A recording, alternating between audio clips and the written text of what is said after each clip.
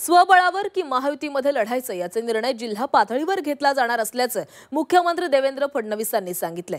महायुतीमध्ये आहोत याचं भान ठेवून लढा असे आदेश देखील देवेंद्र फडणवीस आणि भाजप प्रदेशाध्यक्ष रवींद्र चव्हाण यांनी दिलेले आहेत। कोकण आणि ठाणे विभागाची बैठक पार पडली। या बैठकीमध्ये त्यांनी हे आदेश दिल्याचं कळतंय। मित्रपक्षांना त्रास होणार नाही याची काळजी घ्या, टीका करताना युतीत असल्याचं भान ठेवा अशा सूचनाही त्यांनी कार्यकर्त्यांना दिल्या आहेत।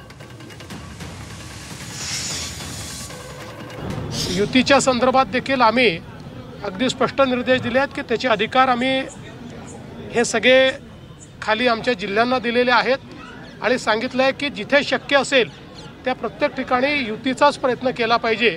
काही ठिकाणी शक्य देखील होणार नाही, त्या ठिकाणी आम्ही स्वतंत्रपणे लढू, पण कुठे स्वतंत्रपणे लढलो तरी मित्रपक्षावर टोकाची टीका करायची नाही अशा प्रकारचे आम्ही त्या ठिकाणी निर्देश दिलेले आहेत।